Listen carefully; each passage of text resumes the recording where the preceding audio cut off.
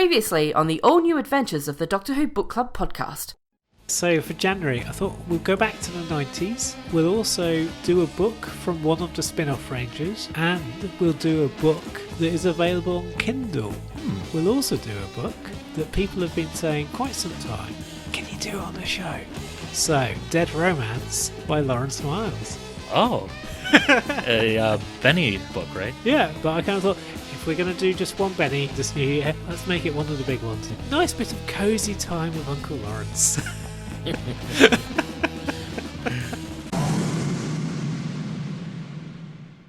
And now our story continues.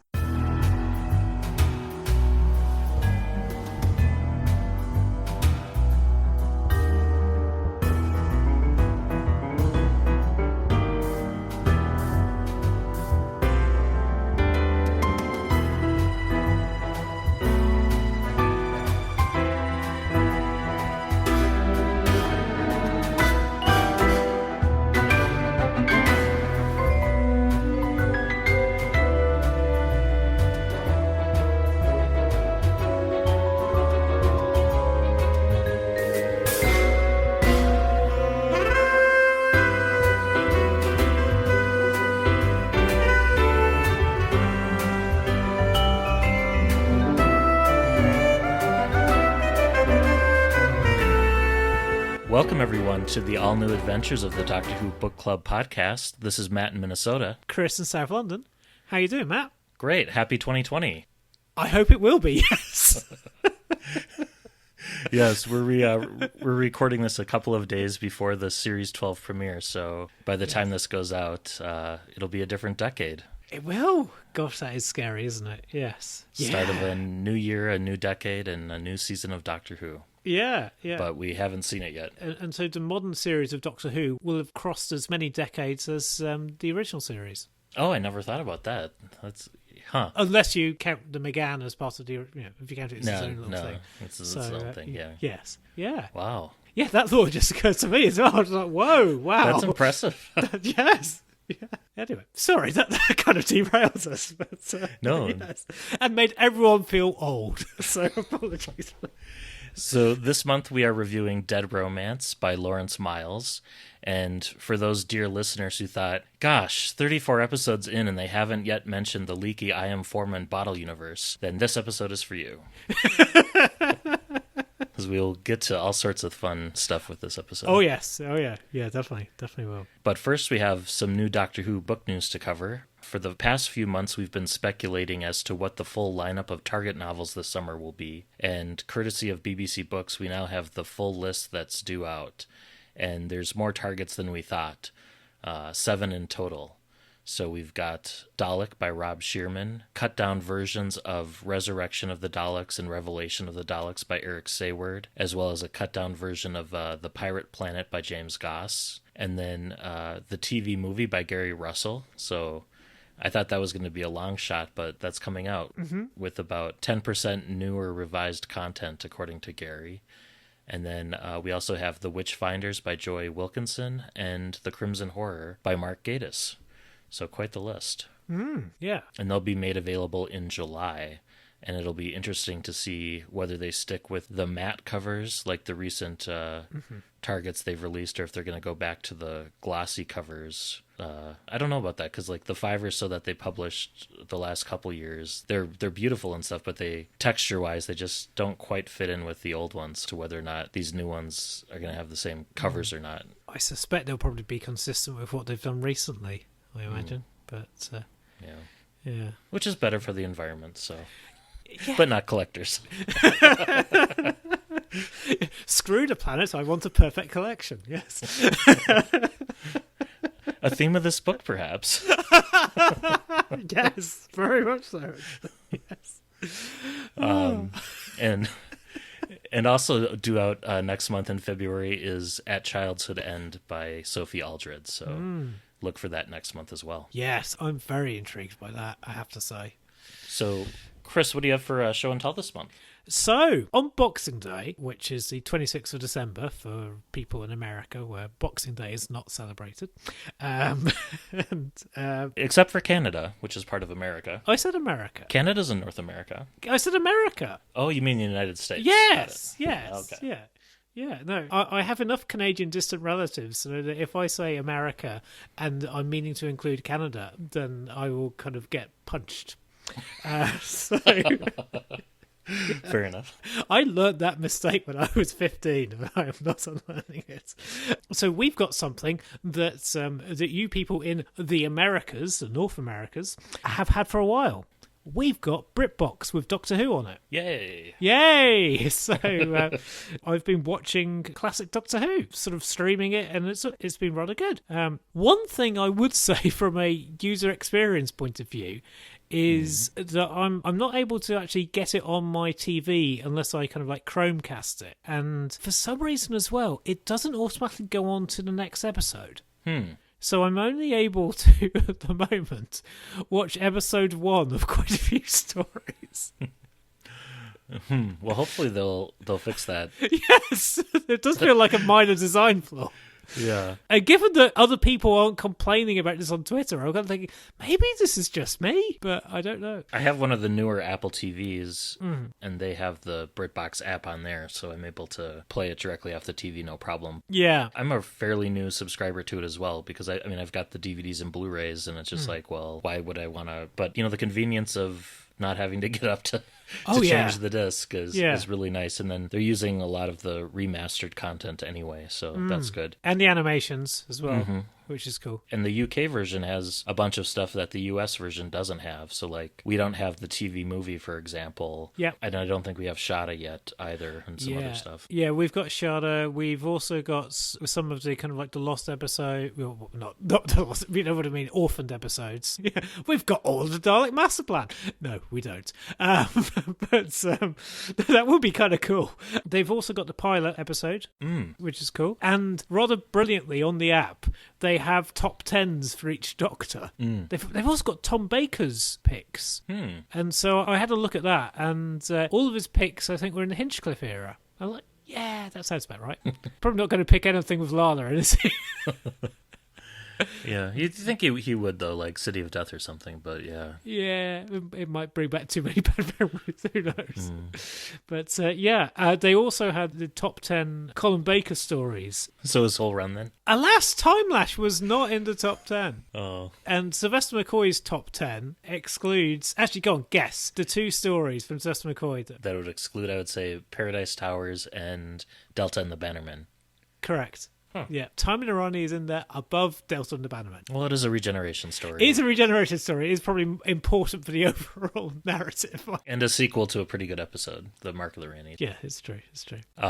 My biggest problem with the app, and I've sent in some feedback to BritBox about this, was that if you try to watch... And then maybe it's different in the UK, but if you try to watch 4:3 material, so like, all of classic Doctor Who, if you try and watch that on your iPad, it is window box, so it's both letterboxed and pillar boxed, and it's got like black bars around all 4 edges, and then it doesn't have the zoom feature enabled, so you can't zoom in on it at all either. So I sent them a very nice email just asking politely if they would consider enabling Zoom on their iOS interface. And I've been watching a lot of the old Jeremy Brett Sherlock Holmes series, which cool. I haven't seen before, and they have the HD remasters on BritBox on that.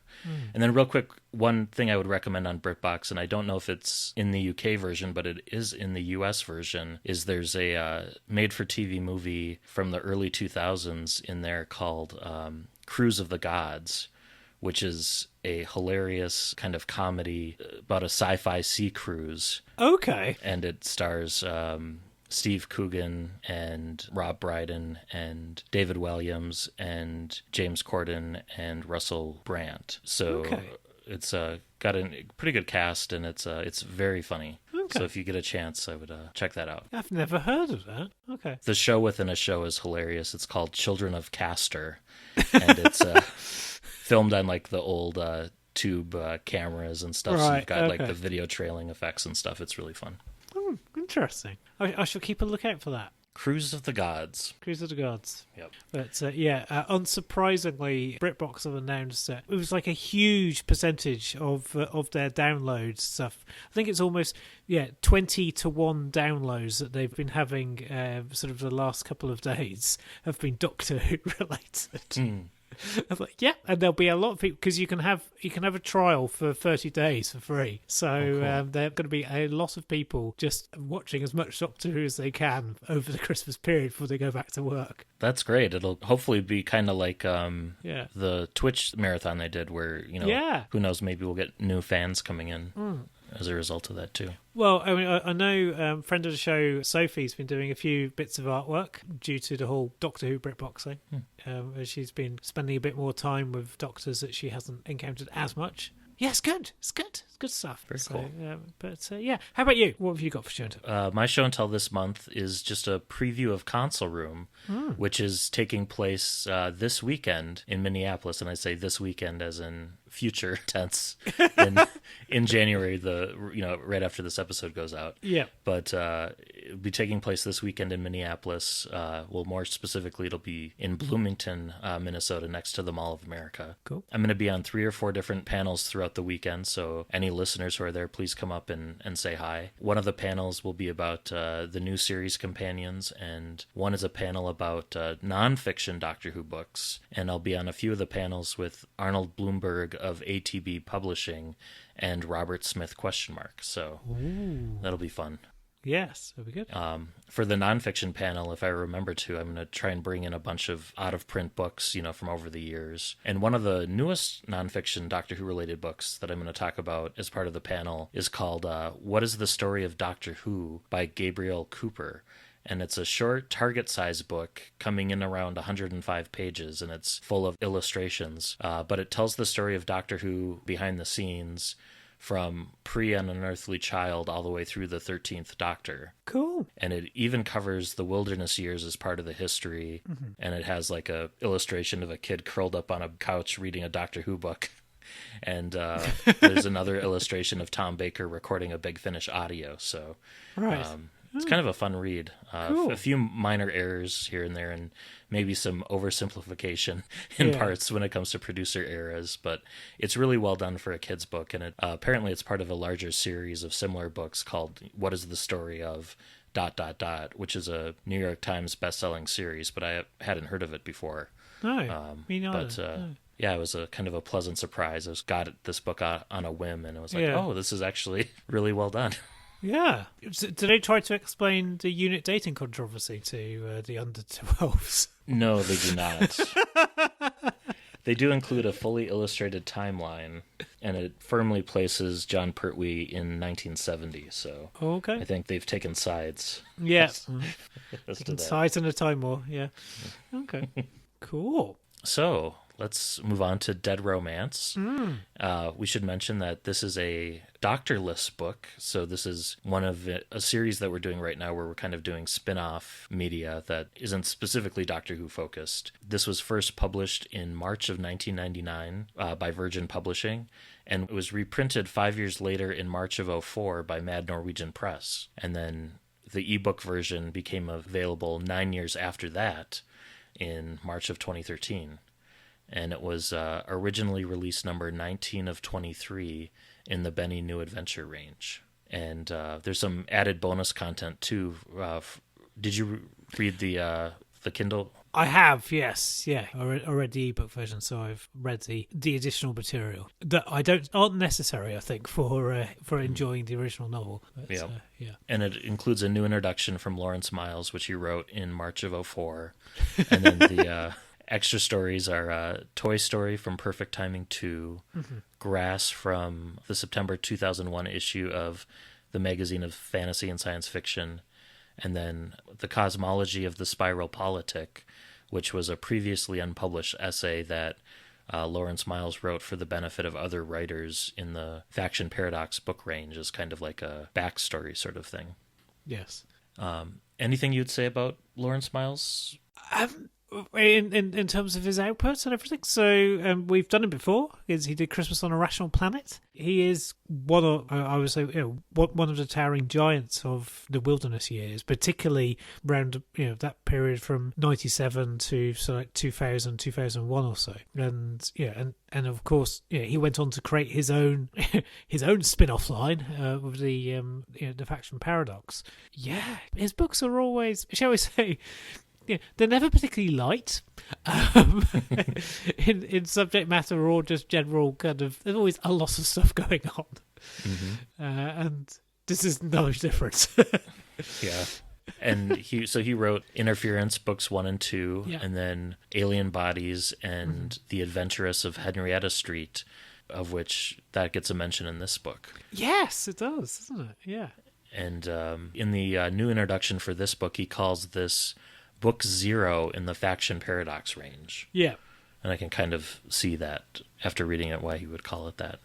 Well, I've not read any of the Faction Paradox things, but yeah, maybe I might give those a whirl if they're as readily available. I don't know. I haven't looked to see whether they're available on Kindle or anything. But I collected a number of the Faction Paradox books and audios when they first came out, but then I kind of dropped off. I think I have like the first 6 or 7 of each. But I was very pleasantly surprised that there was an unexpected tie-in to one of the audios, the 11-Day Empire, as part of this book, which I didn't realize until after the book was done, and I was like, oh, wait a minute. So that was kind of a cool moment. Yeah. Shall we get started with... Yeah, well, we'll start off with a reading. Slightly, yeah. Let's be fancy. So so this month's reading comes from a friend of mine, Maria, who has nothing to plug. However, she does work for the British Heart Foundation, which is a fantastic charity. If you're feeling in the giving mode, I'm sure that the BHF will more than welcome any of your hard-earned that you want to chuck at it. Let's have a listen.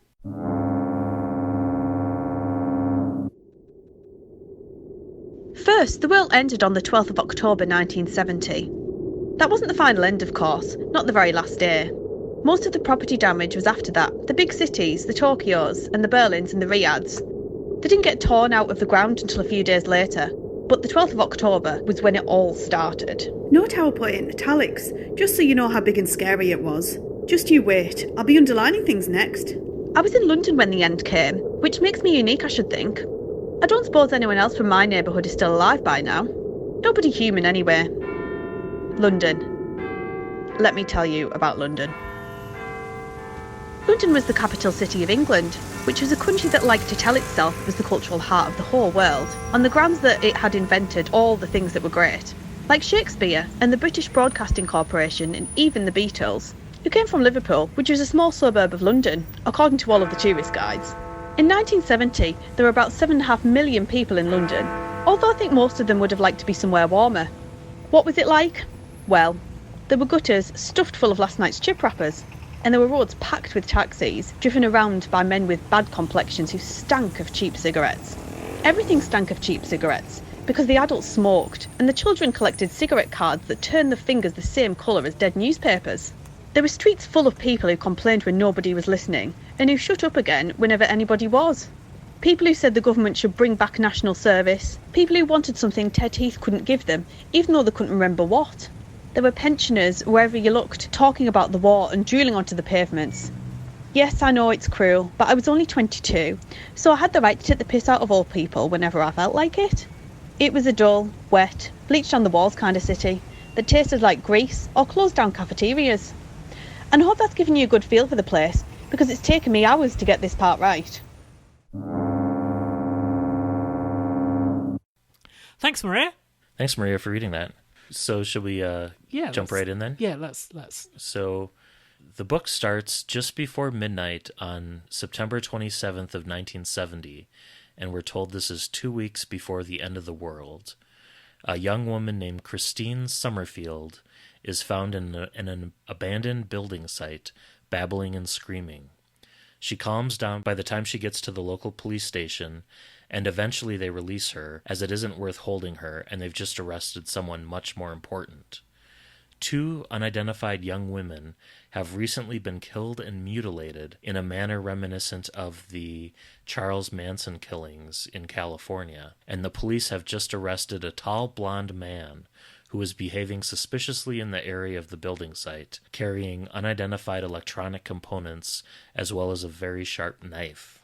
Christine returns to the shop of her friend and neighborhood drug dealer, Lady Diamond.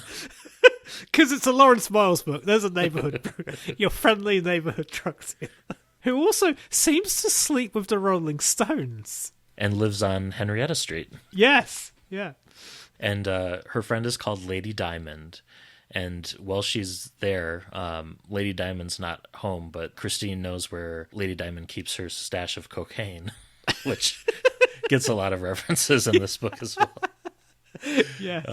So she's getting the last bits of coke out of a drawer, and then she's attacked by a man who looks like Charles Manson. And he bites her leg open, and this weird sort of scene where she kind of sees his jaw unfolding in this weird way, and then he bites her and then leaves, and then she's left with this impression that he's somehow changed shape and sprouted wings as he was leaving. And then so she's bleeding profusely from her leg, and she goes back to the police station only to find no signs of anyone. The police station is deserted, and there's a desk sergeant there who's in kind of a state of shock, or almost like a time loop. And Christine passes down a hallway, and the hallway seems to stretch on longer than physically possible, and she finally reaches a cell with the blonde man who's surrounded himself with electronic components, and he's chanting a poem kind of on a loop to contain a creature who's also in a cell. And this creature is now resembling a like a fleshy lump with a glass mirror face and a bat-like wing. So it's an interesting start. Yeah. Starts off with a bang. Yeah. Also, the building site is an embankment. So a lot of this is set in very specific bits of London. It's all primarily set in and around Trafalgar Square. So embankment and Charing Cross and Covent Garden, they're all right next to each other. And it's all within like a square mile of Trafalgar Square. A very touristy area. Yeah. And Leicester Square too is mentioned quite a bit. Yes. It does. And there's a brilliant bit about the building site where it says that one day it'll grow up to be an office block, which I just thought was lovely. And the creature is what's depicted on the cover of the book. And yes, there's two different... both versions of the cover. Yeah, I was going to say both versions of the cover, so you can see slightly different illustrations of the same thing. It kind of feels appropriate that there be multiple depictions of this, doesn't it? Mm-hmm. So, yes. Yeah, so Christine, she's been fainting from shock and blood loss, and she wakes up the next morning to find herself in the blonde man's flat, and her leg's been patched up with this lump of this like weird false tissue thing that's growing into place. Almost like a fungus. Yeah, and she hears the blonde man on the phone, seemingly arranging to change the terms of a treaty so the people on the other end are going to have access to some tech that will permit them to develop time travel. The blonde man, who seems to be nervous and hesitant around her for some reason, introduces himself as Chris. We're going to go with Quedge? Yeah, I think so. Yeah. So, yeah, Chris Quedge, yeah. Because say it phonetically later on in the book, and yeah, even though I think in some novels it's pronounced Schwe, right? Yeah, he later on gives up. Stops correcting people, yeah, so we'll go with Quedge. Yeah, Quedge.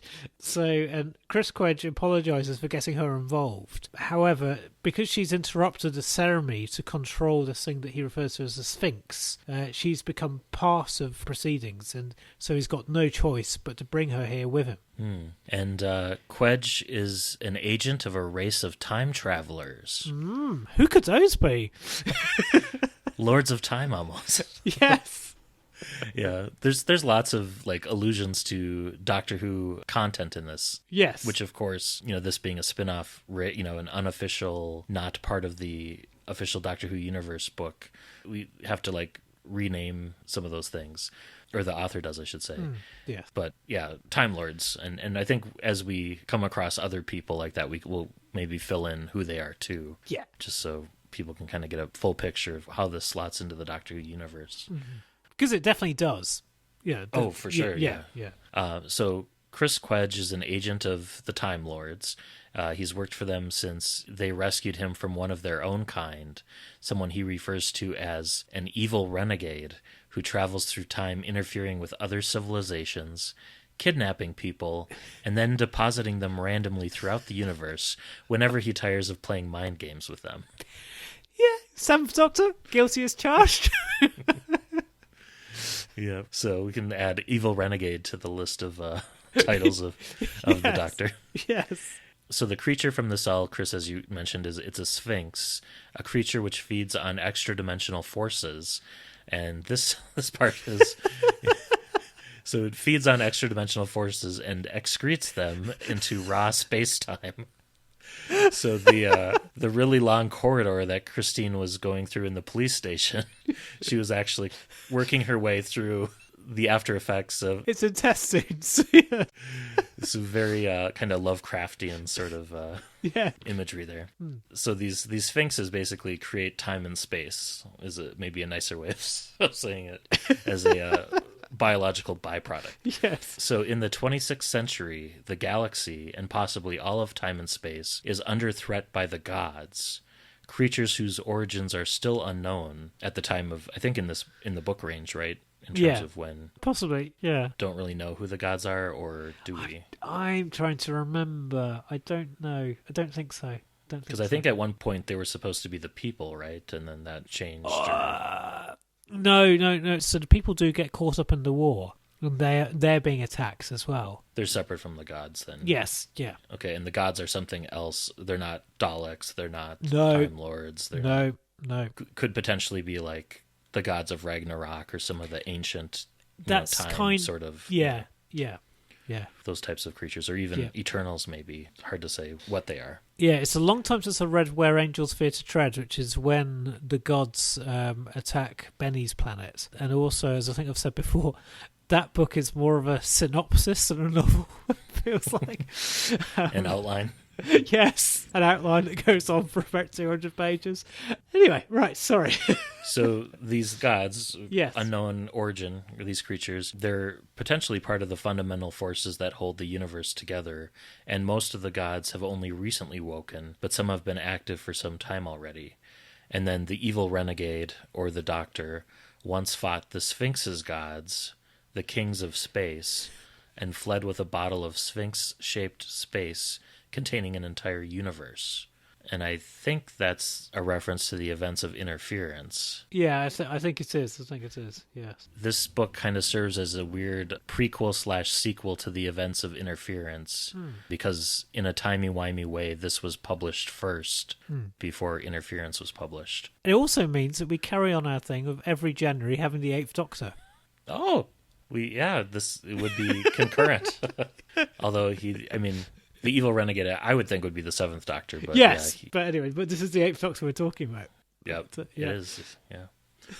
So the evil renegade, the 8th Doctor, once fought the Sphinx gods, kings of space, and he's got the bottle, and then so Quedge left him, and that was that Lungbarrow maybe? It's Lungbarrow. It's Lungbarrow. Yes, yeah. So then the bottle universe fell into the hands of the Time Lords, and they intended to plant a team, like an assault team within the bottle, to carry on their culture should the gods attack their homeworld. So it was like a backup, or I almost thought of it as like the what are those seed arcs, those seed vaults that are in place in some parts of the world, where in case of famine or something. Oh yeah. Like a backup sort of.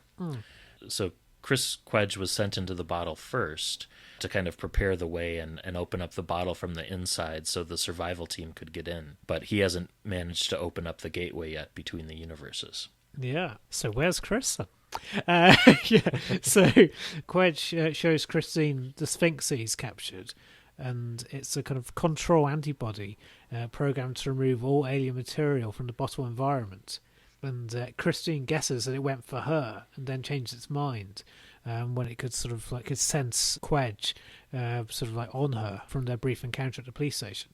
When she asks about the 2 previous murders, Quedge realises from the Sphinx's response that there's something else present in London, a third party whose presence might endanger the time traveller's agenda. So he uses the Sphinx to open up a path out of the bottle into, quotes, the real universe.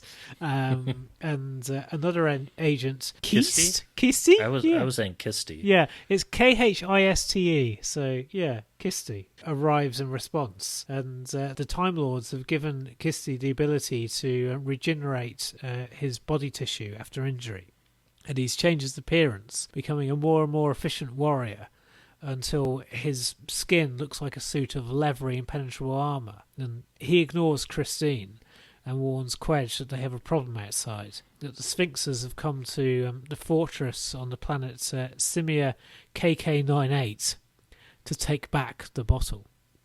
When I pictured Kisti and some of the other Time Lord agents, which they're humans, or they weren't necessarily Time Lords originally, or Gallifreyans, but other species that the Time Lords have shared little bits of regeneration technology or potions to give them some ability, partial regeneration almost. It's not like a full thing, but those warriors and stuff. For some reason I had in my head the Red Imperial Crimson Guard from Star Wars. Okay. Just in terms of what they might look like. Yeah. But blue in color instead of red. But there's also a hint of troglodyte about them as well, isn't there? That's a good, especially there's a few bits, there's more like sphere-like ones where, I was getting those same kind of flashbacks to sounds of drums. Yeah, I suspect that RTD and Moffat both read this. So Christine accompanies Quedge and Kisti out of the bottle to see the truth for herself, and she finds herself in a fortress on a psychedelically colored world where the soldier agents of the Time Lords are preparing to fight an army of sphinxes. So she has this huge realization that, my entire universe is, inside this bottle. Yes. And there's a couple of points. So we get a little bit at the beginning where she's talking about her friends in London and stuff. And she talks about there's 2 different versions of London. There's the regular version of London, and then there's an all caps version of London with an exclamation point at the end where it's like London. Yes, yeah. And so after I'd read that, Laura and I have been having chats as to how much time we spend in London as opposed to regular London. It seems like a lot of the locations in this book are part of exclamation point at the end. Oh yeah. Oh, they definitely are. Yes. You get that same sort of illusion carried through to this point too, where she realizes that her world is very much similar to ours in the real world, right? Where there's, no alien invasions. It's very much, no magic, it's very straightforward, like nothing unusual happen, nothing extraterrestrial happens, sort of thing. Yeah, to the extent that I think Quedge says, but in your world, the pyramids were just built by people. Really? Do you believe that? And not aliens. Yes. And we also get that even when she's looking out at space, the space in the Doctor Who universe is just so much more vibrant. She can see planets, and it just looks more sci-fi. Yeah, so you get that difference too, where even just looking out at a star field, there's the plain one that we experience, and then there's the majestic one that looks like someone spent hours making it in an effects studio, sort of thing. Yeah, but I do love the suggestion that maybe we are in a bottle universe. Yeah. Bottle universe is all the way down. Yes. So the Sphinx, they fight by reshaping the space through which Time Lords pass, and Kisti is sent for reinforcements, a fleet of warships which could destroy the entire world. And I was thinking the battle TARDISes are on their way. Yeah. And in a desperate attempt to prevent a battle, Quedge goes to speak with the Sphinxes and makes a dangerous deal. The kings of space aren't interested in the machinations of the other gods from whom the Time Lords wish to hide. And if the Sphinxes agree to let the Time Lords use the bottle as a survival zone, then the Time Lords will negotiate for an exchange of time technology. And the Sphinxes agree that this bargain is acceptable because they don't have time travel, even though they're able to create reality.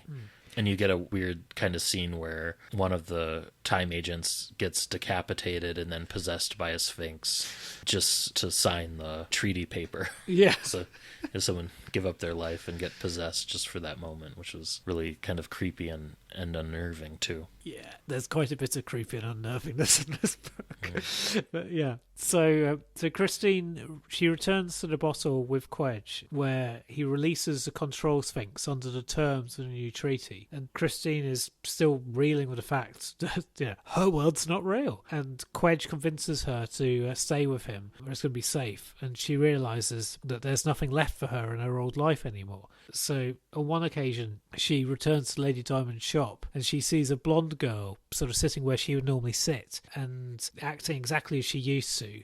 And she sort of heads back to Quedge without even saying hello to her old friends. And over the next several days, Quedge travels the galaxy outside the bottle, and he contacts various other powers and makes deals with them to trade time technology in exchange for alliances, including the Daleks. It's heavily implied, isn't it? And the other powers don't necessarily have to fight alongside the Time Lords as long as they agree not to fight against them. This might be how the Daleks first got time travel, which they had in the chase. Yeah. So we go back, and Christine is now her and Quedge have gotten a lot closer, and they're now sleeping together. And she accompanies him to a couple of the treaty signings. One is on a world turned inside out with its sun in the center, which I think is a reference to a Dyson sphere. Yes. And that's the people. Right? That's the people, yeah. Which is based on... Ian M. Banks' The Culture. Yep. Yeah, but it comes from Ben Aravich's The Also People. Which is a Doctor Who new adventure. But yeah, if you've read any of the Culture books, it's The Culture. So Christine also decides to sleep with Kirsty just to see what it's like.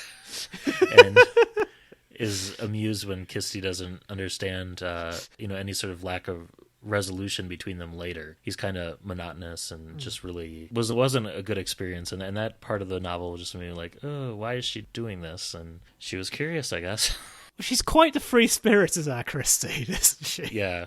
Yeah. She reminded me a little bit of Summer from the Wonderland book or novella that we read. Yeah, I think so. I mean, the thing is, Christine, she really does feel like a kind of like a child of like someone from the 60s and 70s. Right, well, says I, having not been around at the time. But there's lots of topical references to various celebrities and stuff from 1970. And like pretty much all of them, if I look up and I go, oh yeah, no, that was a real person. And so it does seem to be very well researched for kind of for its depiction of like 1970. It feels very 1970. Christine also learns that she shares a surname with a friend of Quedge's, Bernice Summerfield. So her name is Christine Summerfield, and Benny went missing and was presumed killed after her homeworld, Della, was taken over by the gods. And of course, we've visited Della before in the spin-off Oh No It Isn't, the university planet that Benny was teaching at. Yeah, so eventually the control sphinx determines the nature of the third party in the bottle. So control of the bottle's operating system involves the use of kind of psionic rituals, and the more advanced rituals require human sacrifice. But when Quedge first entered the bottle, his employers, the Time Lords, hadn't fully understood the rituals that were required and were using their own technology to penetrate the final barriers. In so doing, they've managed to open up this connection between the bottle and the vortex, which is the null dimension that exists outside space-time. And over millions of years, by accident or design, various people, places and things have become lost in the vortex. Yeah, it's this eternity of living death, isn't it? And so now these creatures have entered the operating system of the bottle, infecting the very structure of its universe. And these ghosts are now trying to change the rules of the universe to make new bodies for themselves. And according to the terms of the treaty that they've just signed, if Quedge can't expel the alien matter from the bottle universe, the sphinxes will destroy everything and start over again. So, bit of a pickle. And I was wondering if one of the ghosts was, or the time vortex folks was a salamander. Could be. He's one of the people kind of sucked out into the vortex. And, Yeah. So the Time Lords decide to place a monitoring station in orbit to keep an eye out for the ghosts. And it's disguised as like an asteroid. Although I was kind of picturing the space station from Trial of a Time Lord. Well, that's what I was as well. Yeah. So I've pictured that, but like covered up with rocks. Well, actually, no, you're right. I was going to say it could be Sharda, but Sharda gets mentioned later on, doesn't it? Or a prison planet. Yeah. So the monitoring station is in orbit of this bottle Earth, keeping an eye out for any ghosts in the machine, so to speak. And soon the people of Earth start to spot anomalies. Strange flying animals are seen, and the inhabitants of a mental institution in India transform into sphinx-like creatures. A fossil of a half-man, half-sphinx appears in a quarry, and Quedge realizes that although it's millions of years old, it's only been there for a few hours, because the ghosts are now part of the bottle's operating code, so they can affect all of time and space within it. Quedge and Christine Summerfield visit. They go out of the bottle back to Simia KK98, which is kind of a desert-like planet, kind of barren, but it's got some cities and Time Lord infrastructure on it. Yeah, it's Tatooine with more psychedelic skies, isn't it? Mm-hmm. And some pyramids here and there. Yeah. So they're discussing the problem with Time Lord scientists, and Christine notices that there are clones being bred in vats of intelligent liquid, and these will be used to take the biodata of the Time Lords into Sphinx base. So they're breeding them almost as vessels, similar to how the character who was inhabited and signed the treaty earlier was. Yeah, it's getting a bit grisly, isn't it? So the ghosts and the vortex create a body for their collective intelligence, which takes the form of a living hole, the shape of a sphinx, between the bottle universe and the outside world, the outside universe. So when it appears, it's eventually referred to as the horror. So we'll call it the horror, and it's the horror with a capital H. And it's kind of like a gestalt of like an amalgamation of all these different lost bits from the vortex. Yeah, so Salamander and Friends. So, yeah, Salamander, the Dalek from Resolution, all that good stuff. So Quedge attempts to convince the horror to leave the Earth alone, but the horror is only interested in destruction and begins to claw apart London. And, I mean, the horror at this point is so large that people can only see bits of it when they're looking up into the sky. Yeah, it creates some serious damage. So Quedge is apparently lost in the carnage, but Kissy takes Christine back to the monitoring station, and the horror has already blocked access to the outside universe, and it now attacks the monitoring station as those aboard are making a desperate attempt to regain control. And it's almost as big as, well, not quite as big, but I'd say almost as big as like the creature that laid the moon egg in Kill the Moon. Like, that's how big it is. Yeah. It's probably the size of Belgium, because that's how big Doctor Who things said to be. So. In Belgium scale, it's one Belgium. It's one Belgium, yes.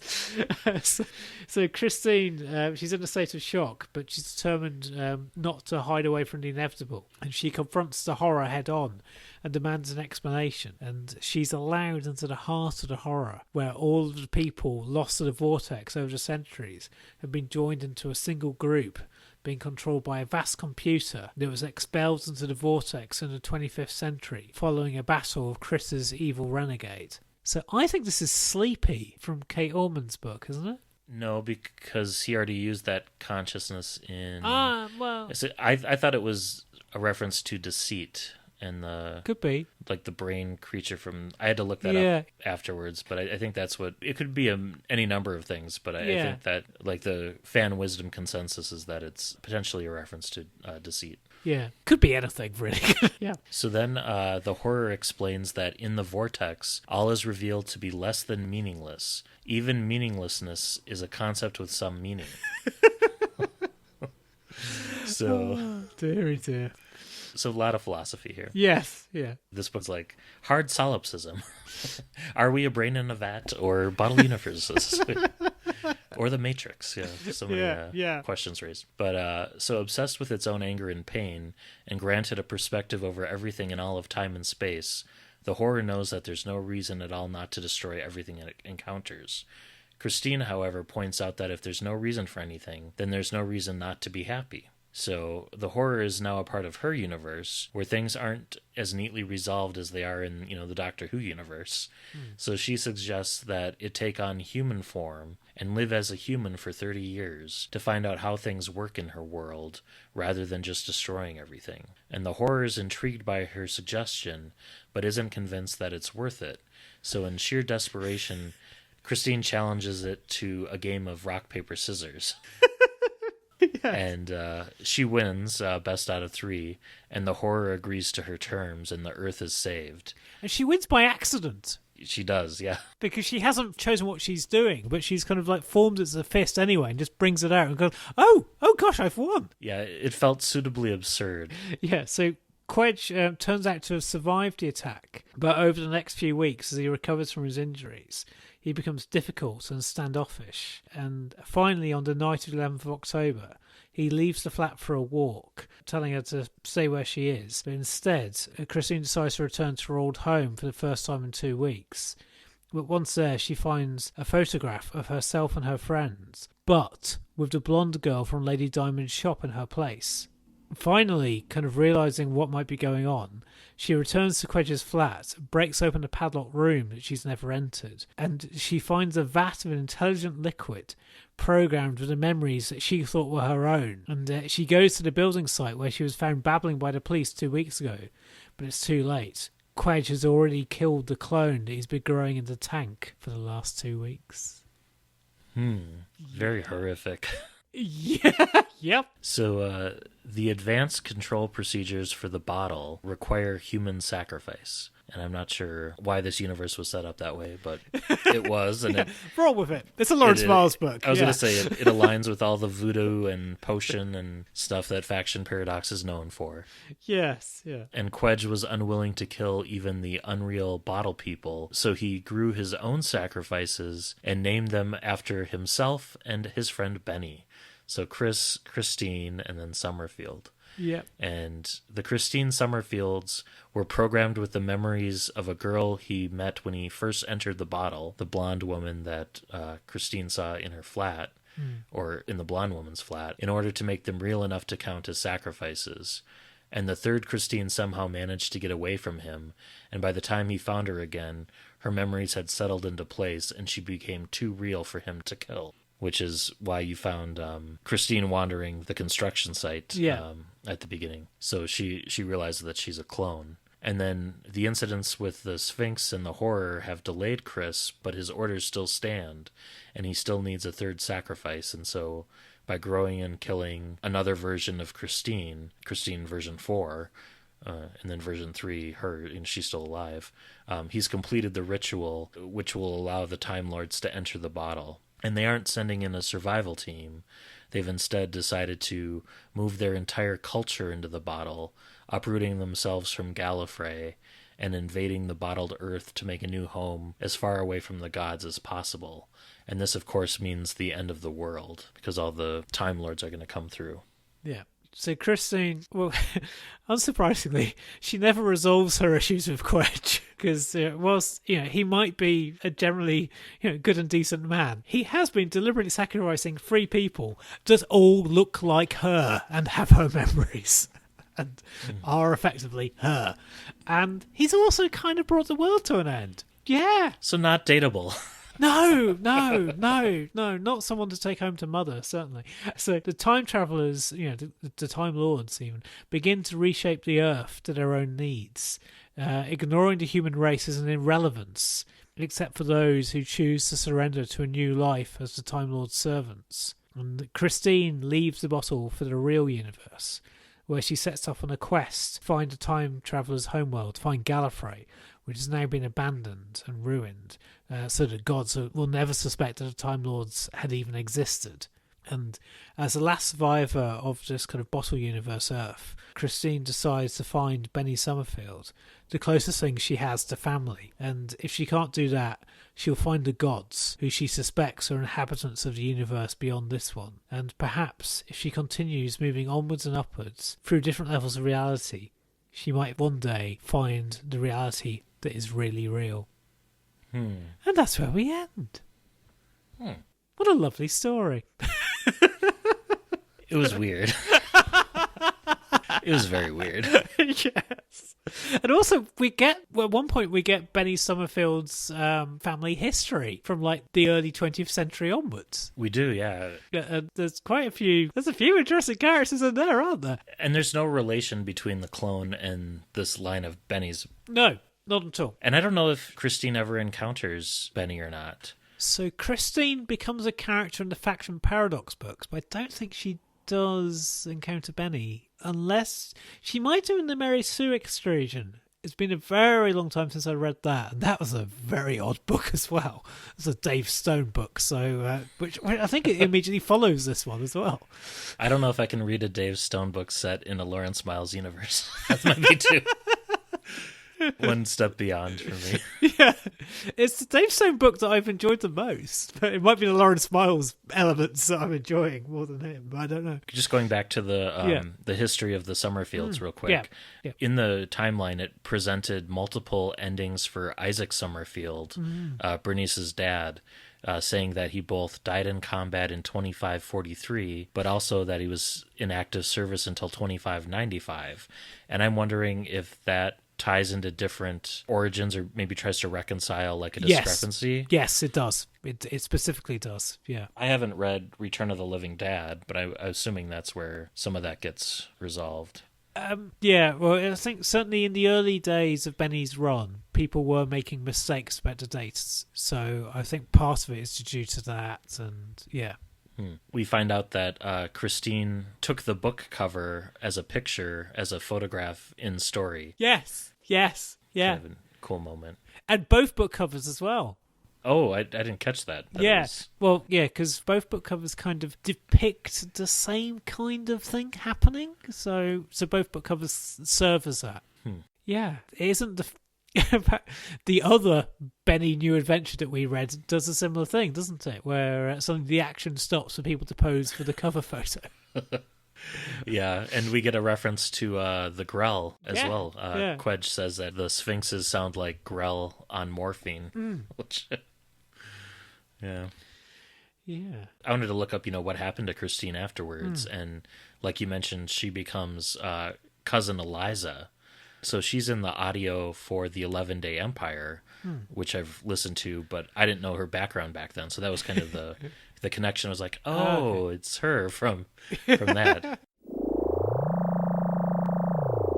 That ship! It's so big! Justin, shut up, all right? I'm trying not to look down. The ship, Eliza! It's like an airship, like Jules Verne!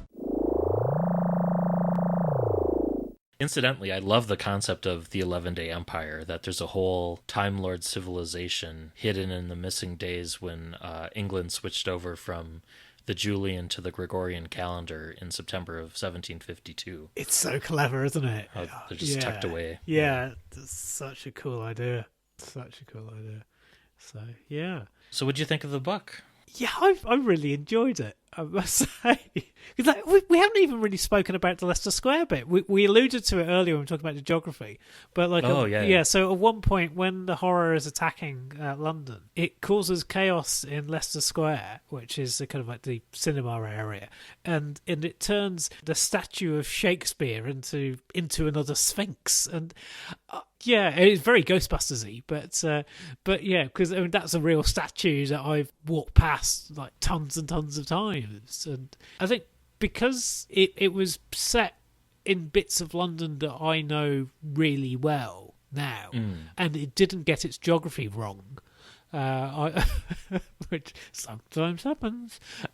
That certainly helped ground it in reality a lot more, because I was saying earlier, the bits in 1970, it really does feel like 1970. I mean, all the Charles Manson references and everything. Yeah, the locations definitely several of them I've been to because, it's like the tourist loop. So I've been to most of them in London. And yeah, that was nice to read and be like, oh, I've actually been here. And like there's a scene where one of the lions in Trafalgar Square gets possessed by a sphinx. And it's like, oh, I wonder if that's the one I was, because I climbed up on them. And this would have been in 2009, but I was doing it to recreate the pose with Barbara and Ian from The End of the Chase. But yeah, it was cool to say, like, oh, I know exactly what they're talking about, and I know how big the lion is. And comparing it, so that was cool. They also walk right past a pub that I was in for election eve. Oh. Well, so yes, but anyway, enough of that horror. But yeah, so do you want to rate this, or do you? Or... Yeah, well, for me, I would say, and we're probably gonna have a big gap here, but yes, I thought we might. Can I preface my rating by saying I have no idea how this was voted best of the new adventures because received fan wisdom is wrong on this one. Okay. So for me, it's a 5 out of 10. Okay. Maybe if there were parts I appreciated, it was very easy to read, although I did find myself nodding off a few times here and there. But well, you say it's easy to read. There is one section where there is no spacing or punctuation at all. Yeah, that took a second to decipher, but yeah. Well, though, to be honest, I was trying to decipher it, and then I kind of thought, there isn't anything really important happening in this bit. I'm going to move on. There were a few interesting clues in that text bit, but yeah. I mean, it's, I don't know. It just, I guess I'm not a big fan. Like, think about comic books, for example. And there's the whole genres of like the eerie comics or the suspense comics or the House of Mystery. That sort of stuff. And this very much is in that kind of Lovecraftian sort of corner of sci-fi fantasy, which a lot of people like and like to hang out in that universe, and not me. A little too dark-sided. No, fair enough. Yeah. For me, but yeah, it was. And I guess too, I never really connected with Christine as a character. I felt like, and that's why I mentioned Summer earlier too. Is like I felt the author in that case. I felt more of a connection in that novella than I did with Christine in this. And for a lot of it, I was just picturing Benny. And I had to keep reminding myself, like, no, Benny's not actually in this book, and this isn't Benny. Yeah. How would you rate it? Yeah, I'm going to rate it a bit different. So I'm going to give it a 9. Okay. Yeah, but I remembered some of the twists from the first time I'd read it, but I'd forgotten that she was a clone. Because I like how there's... Yeah, it does just keep on coming and unfurling. I mean, one of the criticisms, I guess, is that she's kind of a spectator to a lot of all of this, is Christine. And an unreliable narrator, too. Yeah, but that's not a problem. Well, maybe if she's like, she goes on for a couple of chapters and she's like, oh, the things I read about in the last 2 chapters didn't actually happen. Yeah. And here's what really happened. So there's a lot of textual revisionism that you have to like read it and go, okay, this happened. But it's weird in that it was, very much in an intentional way. Contrast that with like the Crystal Bucephalus, where would describe a scene and then after a while it'd be like, oh, then there's someone else in the room, and there was someone else in the you have to go back, and it wasn't frustrating like that. No, because it was written well in this instance. But I guess unreliable narration just it's challenging. And it works in some cases. Like, I don't know if you've seen the movie Knives Out recently. Yes. Where it works to really good effect, I think, in that, where you're getting different versions of things and it's layered. But yeah, that is very good. Yeah. But go on, sorry. Yes. But yeah, I mean, it's interesting you say that she doesn't feel like a real character, because to me she does. But it might just be that she reminds me of friends of my mum when they were talking about some of the stuff they got up to. So... You must have had an adventurous mother.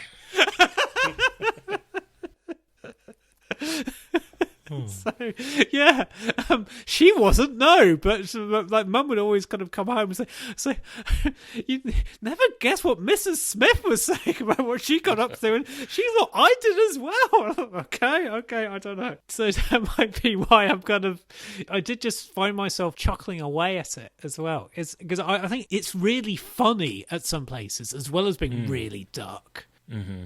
And also, like you saying, I mean, it's very well written. Mm-hmm. And yeah, it is certainly for me. I mean, I kind of like feel her kind of like her confusion and her shock as she's dealing with the other universe, and yeah, the nested universe thing. I mean, I thought that was kind of like a one-off that he introduced here, or maybe an interference to establish, separate continuities for the different book ranges. And it sounds like it was an idea that wasn't picked up elsewhere and it was dropped. And even in the new forward, Lawrence Miles admits, he says that it was a rubbish idea to have the nested universes. But to me, I guess that part was kind of fascinating, and it was kind of like a interesting what if. And I can see too where, like, if I was reading this month to month in the range or quarterly, I think the books had dropped down to it by at this point. But I could see where this almost feels like the climax in the Benny range, where everything's coming to a head, and because there's only a handful of books after this, and he talks about how they were always on the verge of cancellation, so almost every book was written as this could be the last in the series. Yeah. We should mention there's a gratuitous reference to the N-word in this book, which I don't think was needed, but was also something that you saw quite a bit of at the time in the range, but again, not excusable. Mm-hmm. One other note I had is I kept wondering if Lady Diamond was a Time Lord or potentially a member of Faction Paradox, because the way her shop was described, it seemed very like the interior was cathedral-like or TARDIS-like, where the rooms kind of shifted around. And so I haven't read Adventuress of Henrietta Street, but I think Lady Diamond is either in that or gets a mention as well. Yeah, I haven't read it, but yeah, she certainly my Time Lord dial was going off, I have to say. And I do like how the whole concept of like these things from the vortex, are trying to break into this reality. That reminded me a lot of how time is portrayed in Sapphire and Steel. Yeah, as like this malevolent entity that's trying to come into the reality. I just think this book is an explosion of ideas. There's lots of things, interesting things to be had, and also because you're seeing it from the viewpoint of someone who is not someone who's very much of the real world, even though she isn't. So it just grounds it all. And also, though, I'd forgotten just how much cocaine there was in this book. There's a lot of drug use. A lot. Yeah. But I guess it comes across as this kind of epic sort of tragedy almost. But yeah, the problem for me, I guess, is that it feels somewhat detached and kind of nihilistic, or you get this like depression sort of feeling, which to me almost dilute the more horrific parts a little bit in terms of their impact. But yeah, I'm glad I read it. It just has like two of my least favorite storytelling tropes of both found footage and unreliable narrator. So those are some big hurdles for me to get over. But okay. I'm glad I read it. Yeah, going back to the real world stuff, I love the fact that there's quite a few like political references, and so she keeps on referencing the leaders of the political parties, the two main parties led by Ted Heath and Harold Wilson at the time, who are both feature heavily in the later season of The Crown. So if you don't know who those people sort of really look like, then you just watch The Crown. You get a pretty good idea. So yeah, The Crown is set during this time. But right, okay. Wow.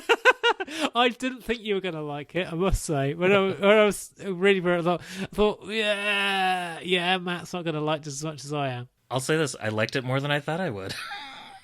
Yeah, okay. Going in, so yeah, it did. Yeah, if you're into like an alternative universe stuff and everything, kind of the darker side of yeah, and I kind of am, and you kind of aren't. So yeah, I'm genuinely glad that you were glad that you read it. Yeah, I am, and it was interesting to read a Benny book without Benny.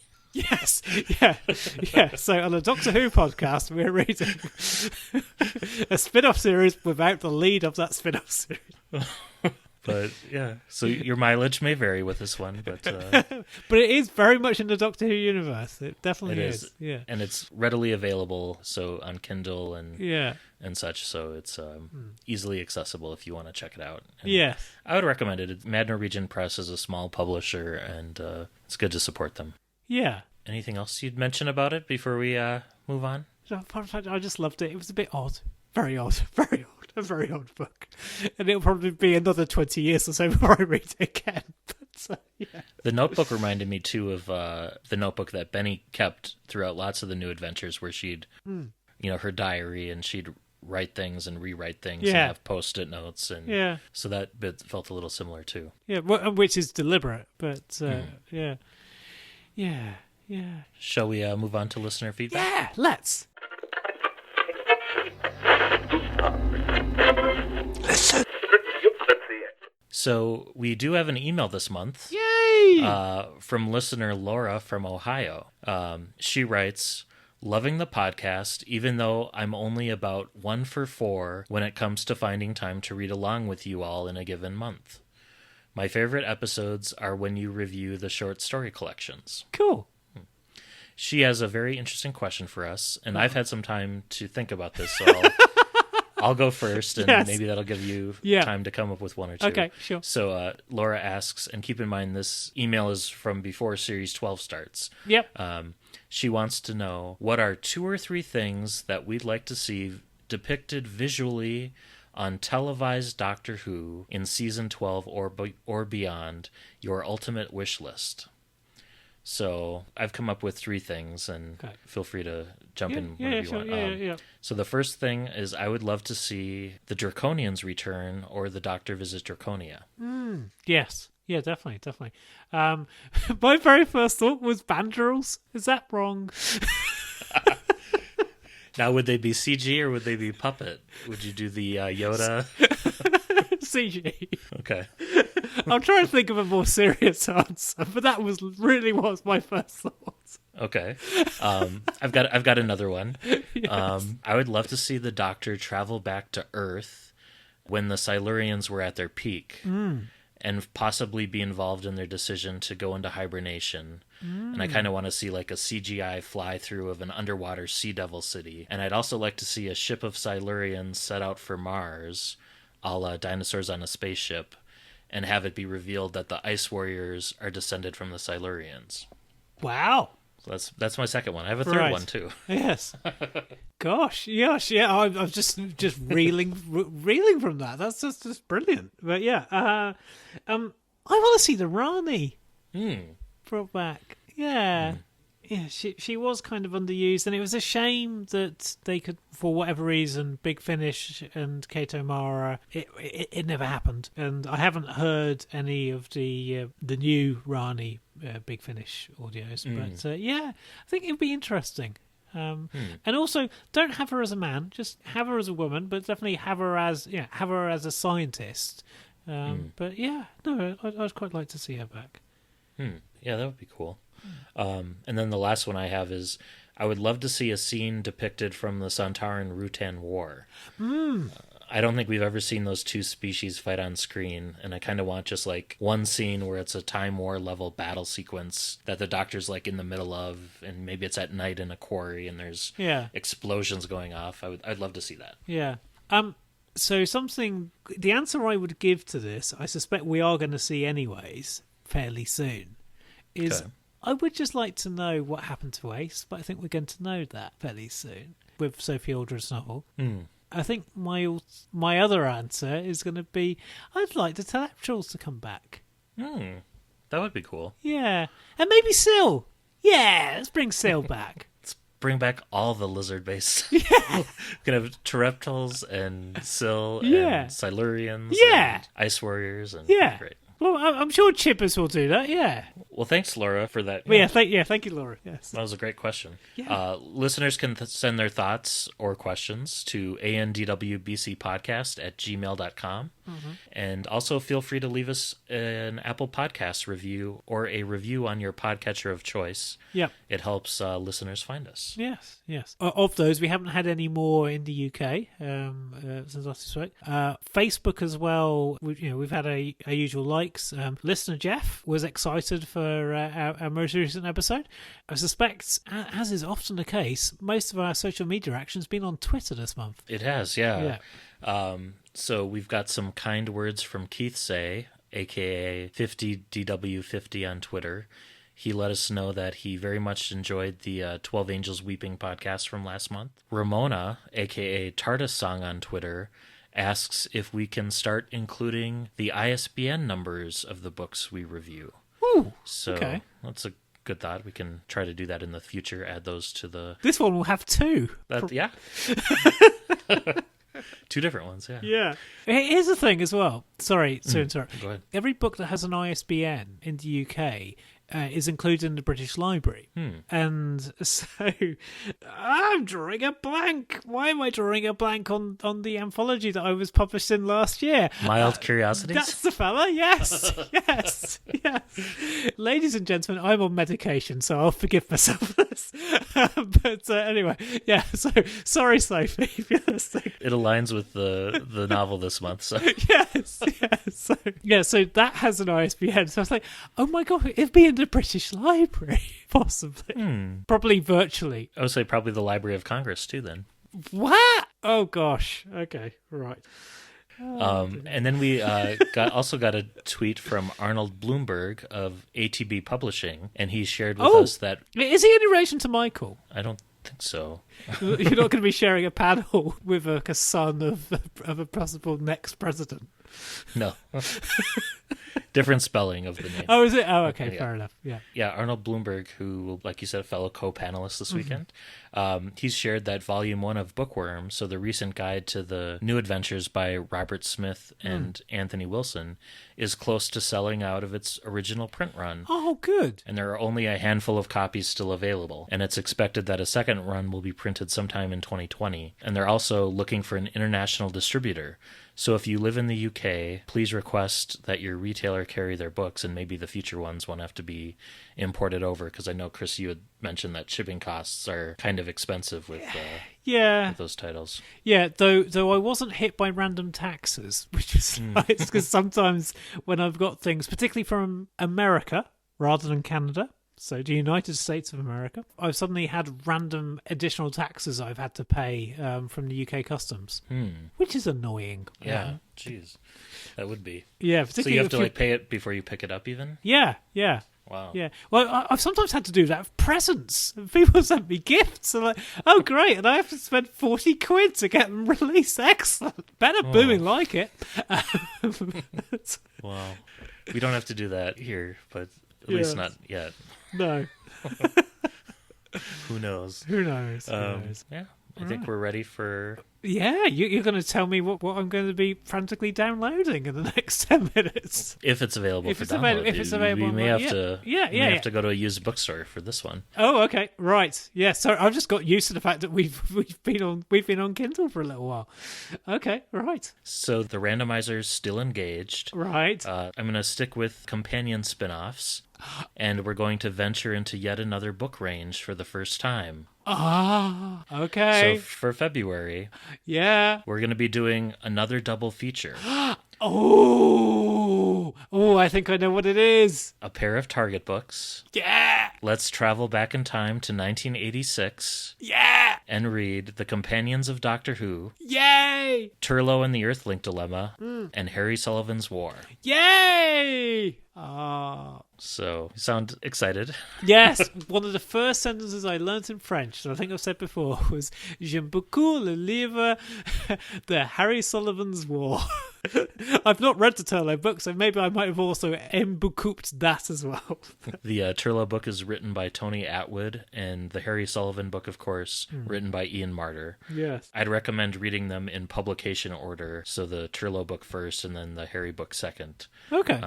It's about 350 pages or so for the two books combined, so just make sure you allot enough time and kind of pace yourself accordingly. So these will be the oldest books we'll ever do, probably. I think so, yeah. Not counting short stories or annuals. Yeah, that'd be good. And I think it makes sense, too, not to do the Canine one, because that's a novelization. Yeah. In terms of the three in the trilogy. Yeah. We're probably never going to do novelizations, because those are covered in other podcasts. Yeah. But, original fiction. So not counting short stories and annuals, these are the first two original Doctor Who fiction novels ever published. And I think I might be rewatching at least Modern Undead and Planet of Fire, because it's been a long time since I've seen either of those, so I might give those a watch on BritBox before I crack open the book. Yeah, and I'll be doing so as well, or at least the first episode. Well, until next month, this has been Matt in Minnesota. Chris in South London. Happy reading!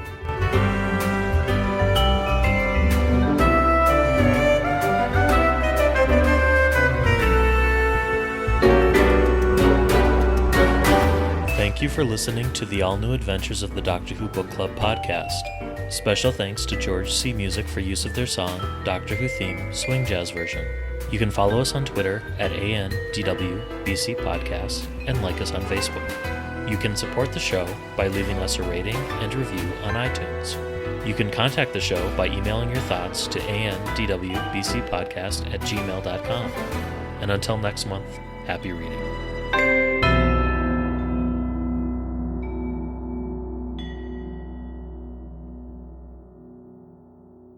Something went wrong, and all the paragraphs are running together, so I think I have it separated out right. I just have to... Just give me a second, because I want to... That's fine. Color code it real quick. Yeah, that's fine. It wouldn't be completely inappropriate for this book anyways, for paragraphs are suddenly all merged into one. Or disappear. And, Yes! Because I never saw the Turlo and the Earthlink thing in any library ever, anywhere.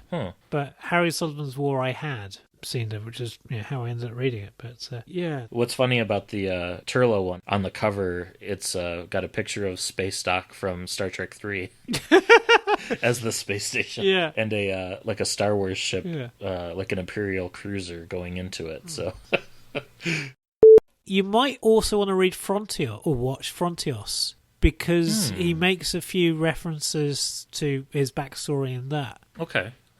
Because the Tractators turn on this, they provoke this primal fear in him. And Mark Strickson, bless him, he starts kind of dribbling and drooling and everything. And they go, really? Okay, right, we go full on. You're leaning heavily into this. I hope they're paying you a fair amount.